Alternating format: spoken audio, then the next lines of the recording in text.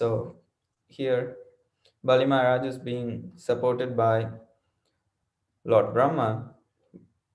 He is coming to the rescue of Bali Maharaj, and he is speaking on behalf of Bali Maharaj to Vaman Dev or Trivikram. Now he has assumed a huge form. So he's speaking to Trivikram, Lord, who has expanded and taken away everything.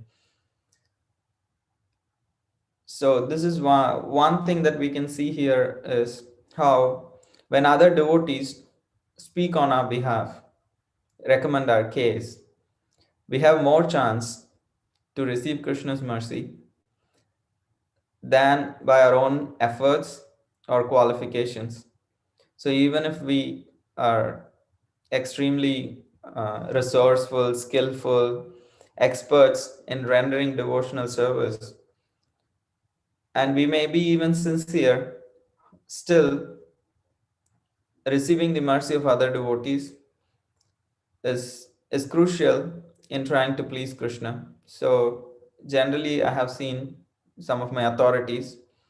They may not be very much in touch with me personally, and the only way they would know how am I doing in my devotion service is like they would just ask devotees who live with me, who serve with me.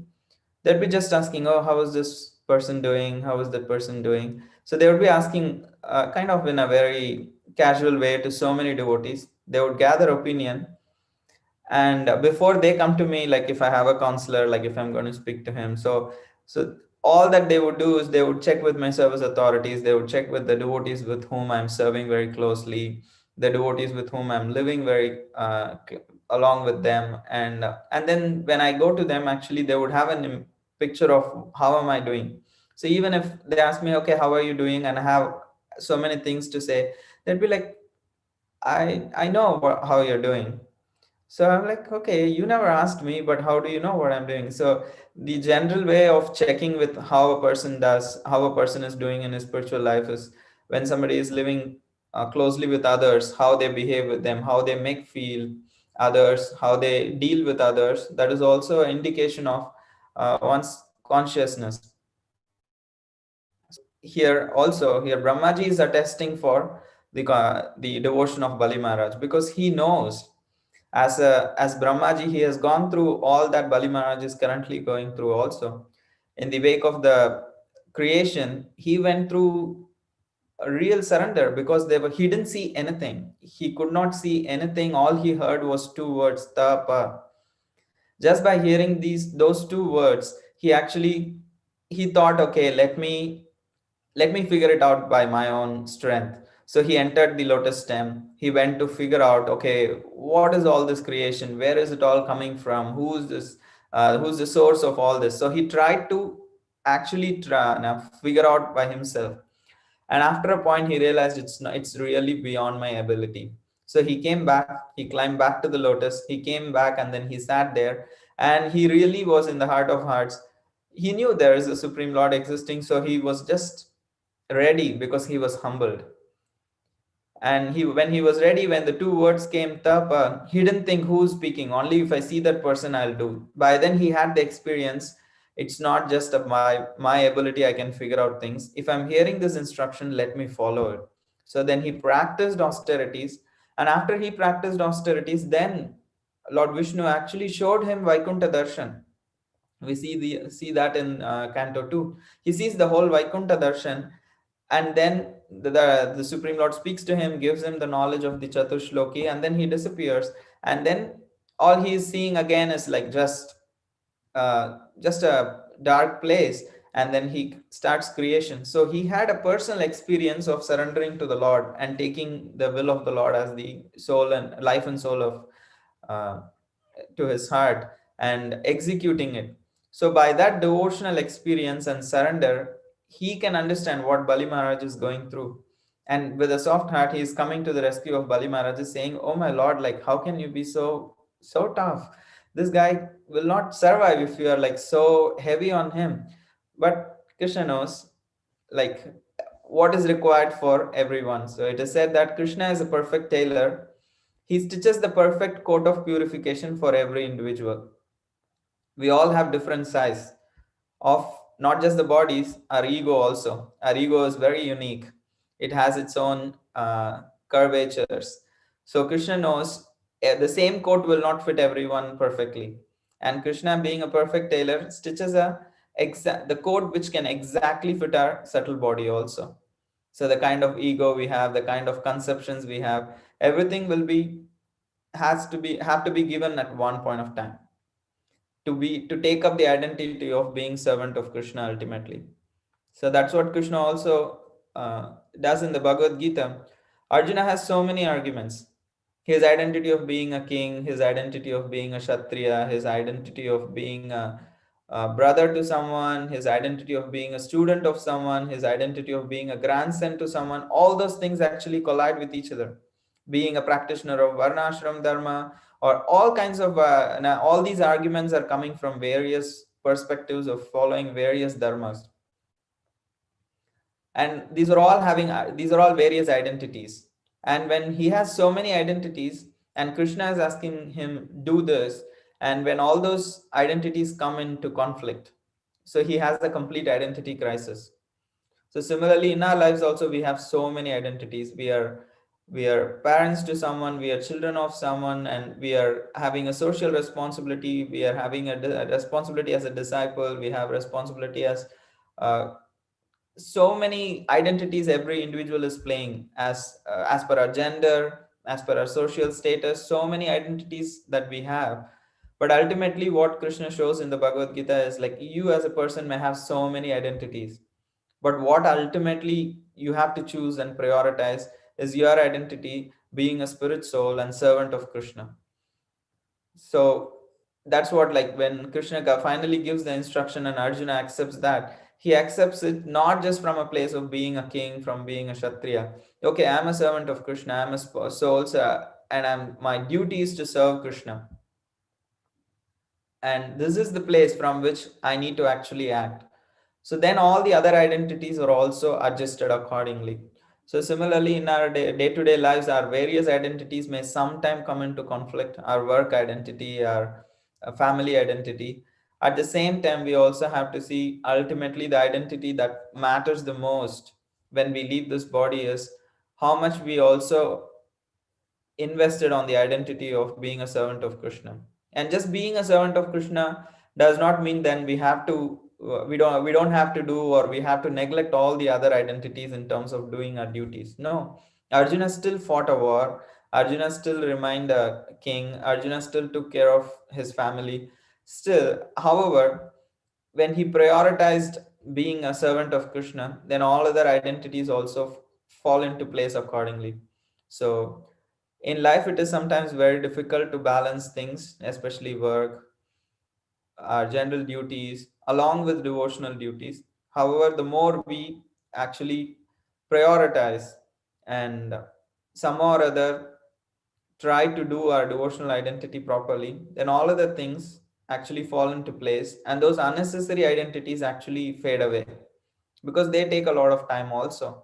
So all those unnecessary identities which are actually sucking up the energy, they will naturally recede if we give priority to being an servant of Krishna and taking up that identity. So whenever there is a conflict of too many identities, then we need to choose. Okay, I'm ultimately a servant of Krishna. So what is the perspective I need to act from this identity?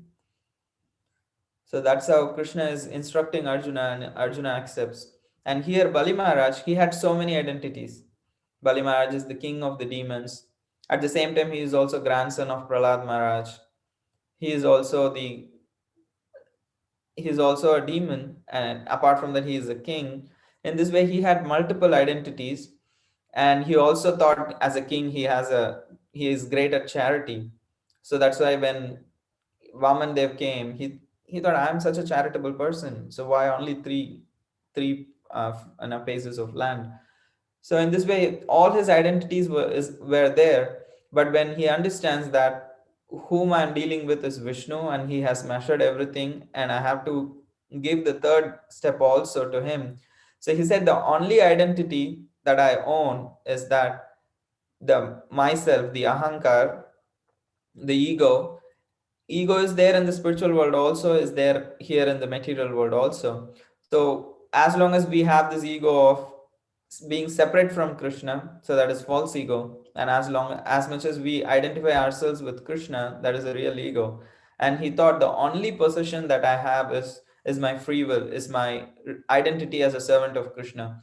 And I might not have been situated in that always until now, so let me offer that now to Krishna. So when he, that is the third thing that he offers, is his adapting that identity of being Krishna and letting go the identity of being a controller or a provider or a king or a husband. So many identities that he has, and it is attached to false ego. Then he's saying, okay, I offer all these things, and I offer my own ego, and accepting you as my master and myself as a servant. So in this way, when he accepts that identity, then he is completely glorified. And it is said in the Canto 10 of Srimad Bhagavatam, there was similarly Krishna takes up or takes away someone's identity and also humbles him. At the same time, here also Bali Maharaj takes away some his identity and humbles him. But Krishna does the same result is achieved through exactly opposite acts. So I was just mentioning how Krishna is an expert tailor of coat of purification for each individual. Here, Bali Maharaj had a certain type of ego, and Vamandev dealt with it by taking away everything. On the other hand, Krishna in the Canto 10, he dealt with Sudama. It was said in some commentaries that Sudama also had a very minute tinge of pride in being actually poor. As a Brahmana, he actually took some pride and happiness in just being so destitute and so poor, because that's a sign of a high class Brahmin in one sense, that this person is not dependent on anyone. He just accepts what is coming of its own accord. So there was some slight tinge of pride that I'm so righteous, or I'm so austere. So in that way, he had a little pride. So even when he went to Krishna, he did not ask him actually what he wanted, because he also thought, how can I ask? It should come of its own accord. So as a Brahmana, I cannot ask.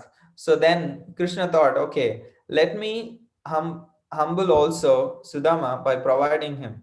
But he did not give it right away when he was there. He just accepted the chipped rice, he ate it, and so that he didn't say anything, what do you want? Sudama did not ask what he wants, and he just was leaving back. And the acharyas say Krishna was feeling that Sudama has offered his love, which cannot be just reciprocated with things. And his love was so much that I cannot just give some few assets which are which may be spiritual because it is offered by Krishna. Still, just these assets cannot actually equalize his love that he has offered me. So he was feeling ashamed. I have nothing to actually reciprocate fully. I cannot give things which can be equal to what the love that he offered.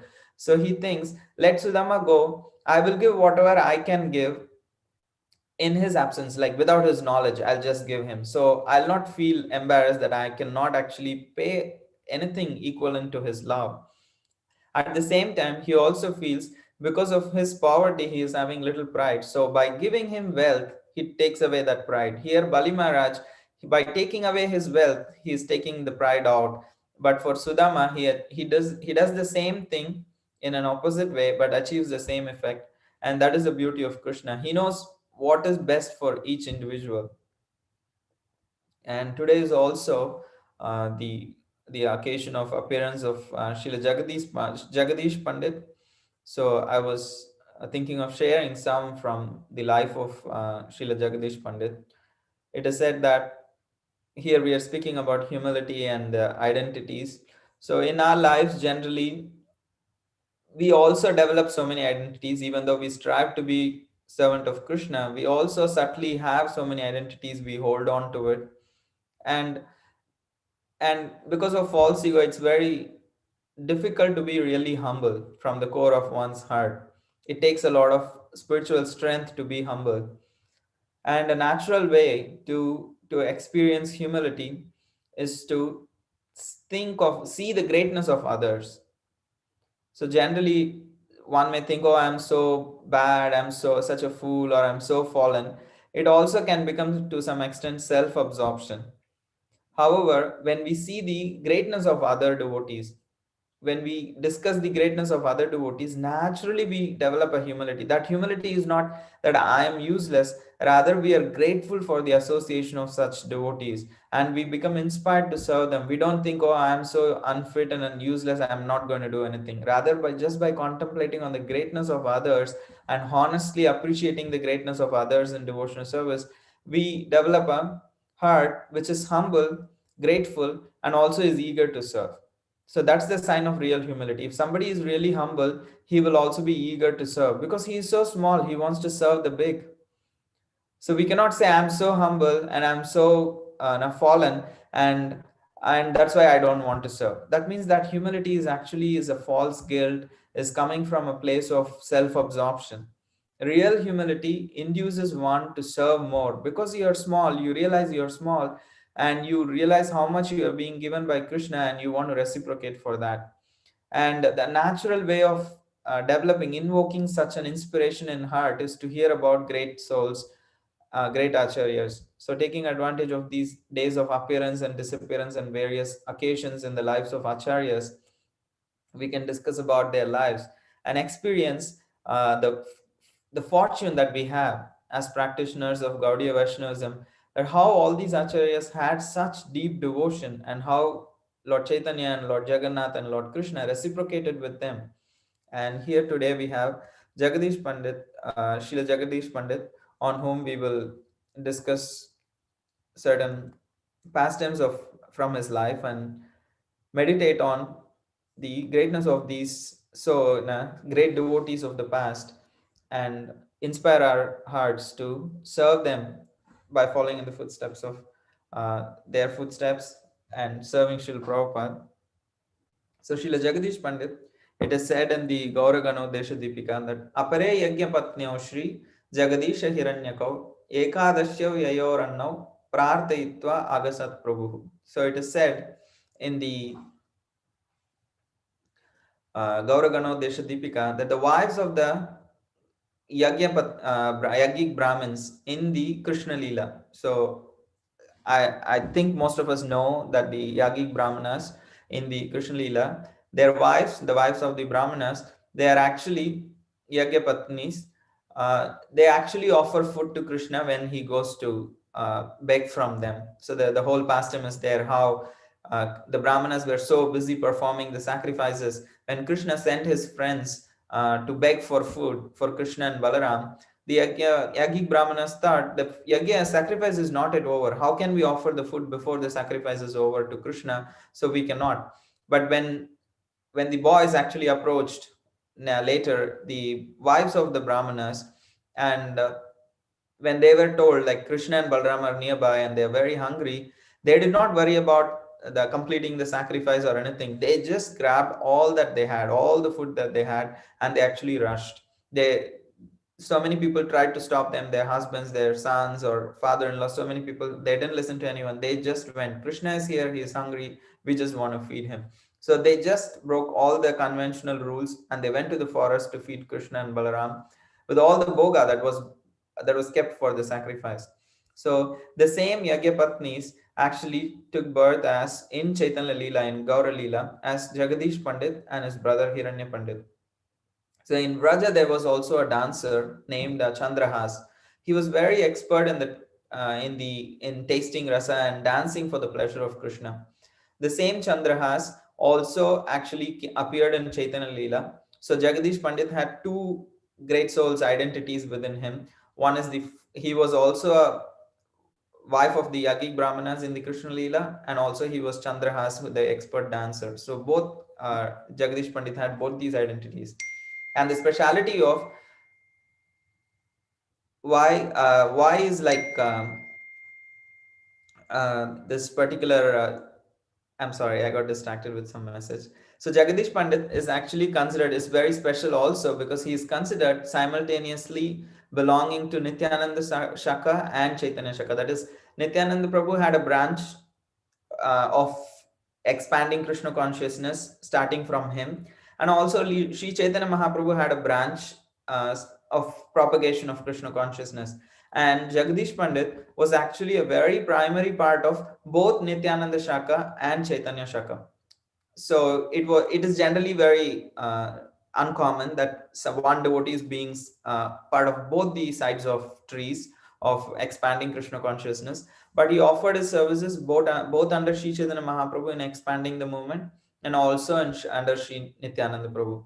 So he was born in the modern Assam, Guwahati. Even now, I think Guwahati is the capital of Assam. Assam was called those days as Prag Jyotishpur. So today that place is called as Assam in India, and he was from that place. It's far from Bengal, but it's closer to Bengal also. Still, it was is the next state currently. So his father actually was living there, and after his parents left their body, Sri Jagadish and his wife decided to move to the shore of the Ganges River, Ganga, and they built a home there. And they built a home near that of Jagannath Mishra. Who's Jagannath Mishra? Jagannath Mishra is the father of Sri Chaitanya Mahaprabhu. So, by age, Jagadish Pandit was very elder to Sri Chaitanya Mahaprabhu, almost like his father figure. And in this way, they were living very close to Jagadish Pandit. Jagadish Pandit was living very close to the house of Jagannath Mishra. Just imagine Jagannath Mishra, the father of Sri Chaitanya Mahaprabhu, Shachi Devi, the mother of Sri Chaitanya Mahaprabhu. Can we imagine having better neighbors than them? Just how much devotion, how much nicer they would be. Just having them as neighbors in itself is like a great fortune. And Jagdish Pandit was living in the neighborhood with Jagannath Mishra and Shachi Devi. And over time, and Dukhini, who is the wife of Jagadish, was very close to Mother Shachi. They were like really sisters. So when Mother Shachi actually delivered Nimai, Sri Chaitanya Mahaprabhu as a little baby Nimai, she actually had parental affection, and at so many times she acted as nurse for taking care of Nimai, in helping Mother Sachi in caring for little Namai. So she spent a lot of time with the baby Namai, who is non-different from Gopal. And she, as a Yagyapatni, she had the parental love towards Krishna. And now she was actually getting to see the pastimes of Krishna from a very close quarters. Because these Yagyapatnis in the Vraja, they were actually not able to witness the pastimes of Krishna so closely, because they were bound by the duties of being the wives of the Brahmanas, engaging in the household duties. They could not always go to Vrindavan and be a witness to the pastimes of Krishna. But all that they did was hear from the various Vraj gopis who would go around selling stuff. So to sell butter or buttermilk or yogurt or milk or various dairy products and other agricultural products that they were selling around, through them, these Yagyapatnis were always hearing about Krishna. So, hearing about Krishna, Shrutva Gunan Bhuvana Sundara Shrinvatamte. Rukmini Devi says, all the attraction that I have for you is hearing about you. Shrutva Gunan, I heard your qualities. I heard how great you are. So, that is why it is very important to actually filter what we are hearing. If we hear the greatness of devotees, we will begin to appreciate them. If we hear the negativity, if we hear negative about certain devotees, then it will be very difficult for us to establish a relationship with them. So that's why Vaishnava aparad, speaking criticism, is considered bad, because that's such a blockage in our devotional service. It actually takes away our ability to chant Hare Krishna sincerely. So here the Yagik Brahmanas wives was hearing about Krishna, and they developed attraction. And in this appearance in the Chaitanya Leela, Jagadish Pandit and his wife could actually see the pastimes of Krishna from close. So Dukini was having this benefit of raising little Nimai along with Mother Shachi. And as a small child, Sri Chaitanya Mahaprabhu performed an amazing pastime with Jagadish Pandit, which is very famous. So Nimai actually one day was crying so much. It was the usual that he would cry, and when the ladies would chant Krishna's name, Hari Hari, So then he would stop, he would be laughing. But as soon as they stopped chanting, he would be crying. So this day he started crying, and the ladies thought, let's chant, and he would stop crying. They were chanting, but still little Nimai would not stop crying. And they were asking, what happened? Why are you crying so much? What do you need? So Nimai says, today Jagadish Pandit has made a rice offering to Vishnu. I want to eat that offering that he has made. So please bring some prasad from Jagadish Pandit's house, and only I'll stop crying. Jagannath Mishra says, today is Ekadashi. Nobody cooks rice on Ekadashi. So I don't think he has a rice offering. And even then, if he has, how do you know? You are here and they are cooking in their house and making an offering. How do you know that he is making a rice offering?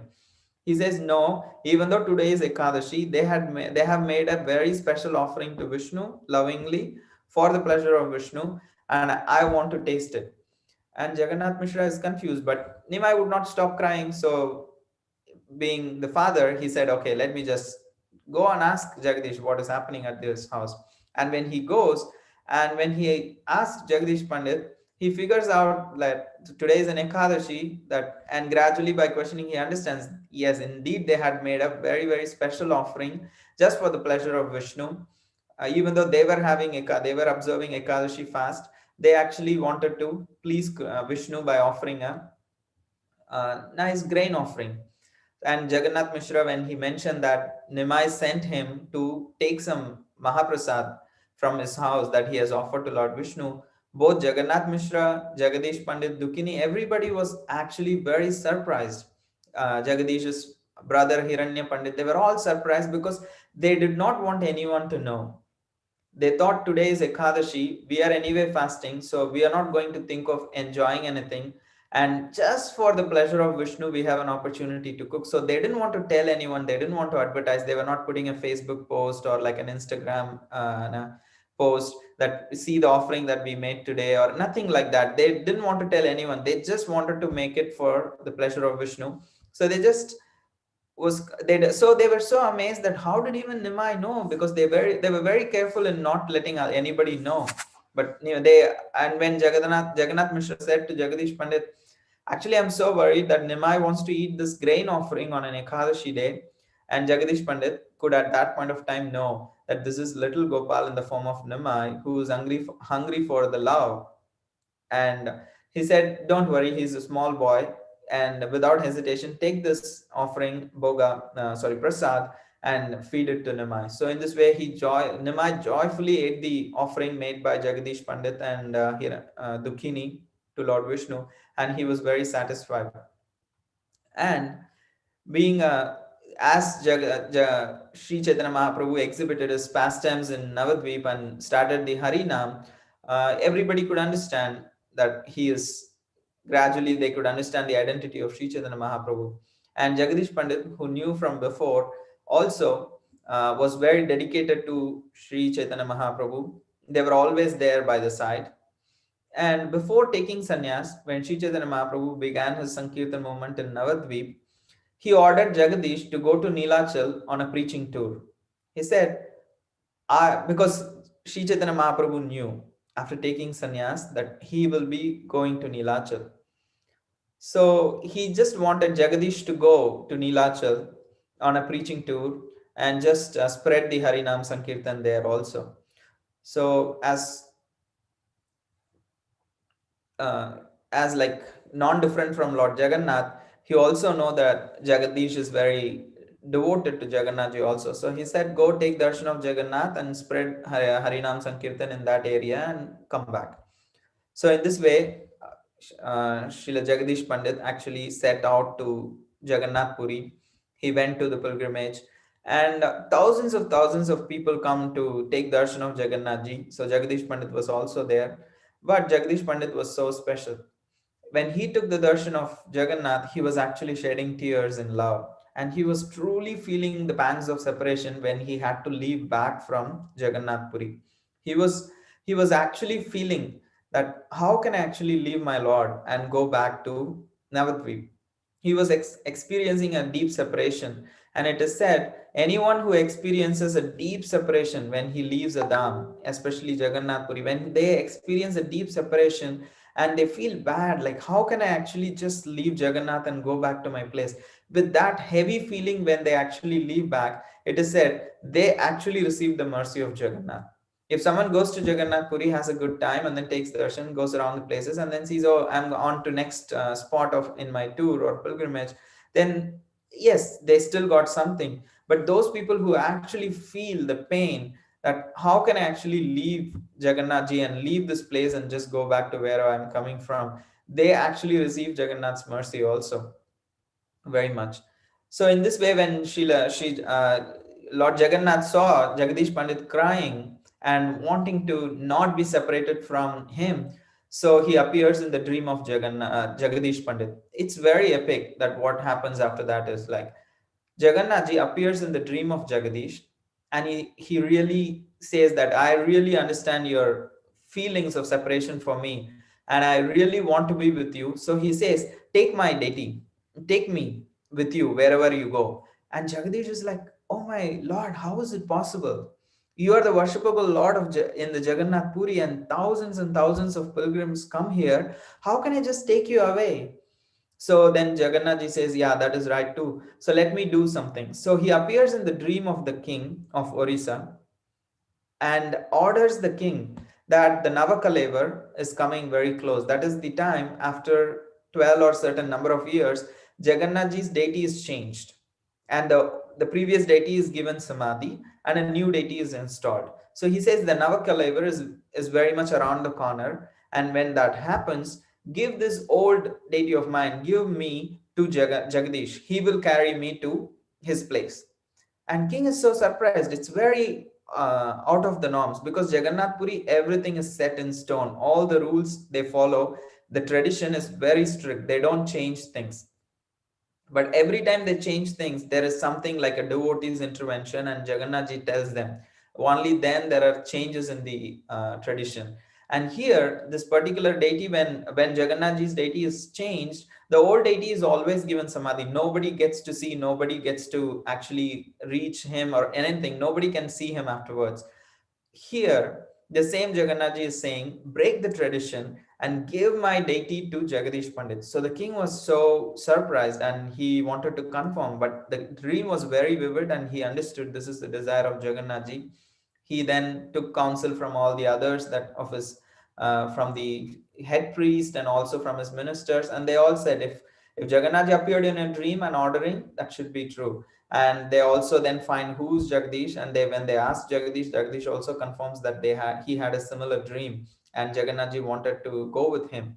So, and the king was so pleased to have the darshan of Jagadish Pandit, and he made all the arrangements for him to stay nicely. And when the Navakalevar happened, when the changing of the deity happened, then king gave the outgoing form of Sri Jagannath ji to Jagadish Pandit, which is generally called a Samadhistha Vigraha, which is supposed to be given Samadhi, but it was given to Jagadish Pandit, and it was a great festival that the whole town actually was so amazed that with this devotion, that Jagannath ji personally appeared and wants to go with him. And then Jagadish prayed to Jagannath ji, how am I going to take you? Jagannath ji is like huge. If you see during the Jagannath Rath Yatra, how many pandas actually carry Jagannath ji. It's mind blowing. So many people are required to move him. And here, Jagannath ji wants Jagadish to carry him. So, see, the king gave Jagannath ji, he could have made a cart which can go to Bengal. He could have made all kinds of arrangements. But Jagannath ji asked, no, only Jagadish should carry me.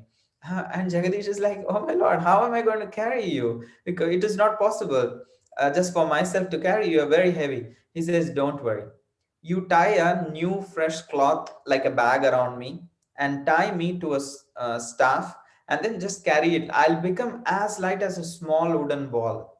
I'll just become as light as a small wooden ball. All you have to do is just tie me into a staff and then put it on your shoulder, and you just start walking. You don't need to worry. I don't want anybody else to carry me, just you. But he says, but it's a long way. I cannot just be always carrying you, because Jagannath ji says, if you keep me down, wherever you keep me on the ground, I'll stay there. I'll not move from that place. But Jagadish says, I cannot go without answering call and all these things, nature's call, for like days together. I have to walk to Bengal. He says, okay, take help from two Brahmanas. They can hold whenever you need a break, but nobody should keep me on the ground. So, and to their surprise, Jagannathji becomes so light like a small wooden ball. And they carry him. And on the way, when they reach a place called as Chakdaha, he wants to attend to nature's call, take bath. So he gives Jagannathji to one or two of the accompanying assistants to carry. And when one of the assistants is carrying Jagannathji, suddenly Jagannathji becomes too heavy to carry him anymore. So, like without his like unable to carry Jagannathji, he just keeps Jagannathji on the ground. And Jagadish Pandit comes back and understands this is the desire of Jagannathji, that he has become suddenly heavy. That means he wants to be in this place. So he, instead of going to Navadvip, he just settles in that place. This place is called as Chakdaha. It is Jashora. It is a place in Bengal, also closer to Navadvip. Instead of going to Mayapur, he just settles there. He invites his whole family. He shifts them here, and they start taking care of Sri Jagannathji. And this is how we can see how great Jagadish Pandit, that Jagannathji personally wanted to go with him. And there is much more to the life of Dukhini and Jagadish Pandit and Hiranya Pandit, and how they also so many times that not just Jagadish, his wife Dukhini also received a personal deity of Sri Chaitanya Mahaprabhu when he was still a sannyasi and still in Puri. Sri Chaitanya Mahaprabhu gave a personal deity of him, and then to Dukhini, and said, this is Gaur Gopal. You worship him. Whenever you worship him, I'll be there. You don't need to feel separation from me. This is non-different. This deity is non-different from me. And then he offers the Gaur Gopal deity. Even today, the Jagannathji's deity and Gaur Gopal's deity is worshipped in Chakdaha. So anyone who goes in pilgrimage to Chakdaha can take darshan of the devotion of Jagadish and also Dukhini. So they both got deities from the Lord personally. Sri Chaitanya Mahaprabhu personally offered a deity of himself to Dukhini, and Dukhini worshipped the Lord as Gaur Gopal, because Gopal is her in the Krishna Lila. Gopal is her favorite form of the Lord. She worshipped, she as also part of the Lila, offered her services to Krishna in the Gopal form. And now she was attached to Gauranga Mahaprabhu's form. So that's why he is called as Gaura Gopal. And he was all worshipped by Dukhini with great devotion. And this both the deities, Jagannathji worshipped by Jagadish Pandit, and Gaur Gopal deity worshipped by Dukhini, his wife, both are even today is worshipped in Shaktaha.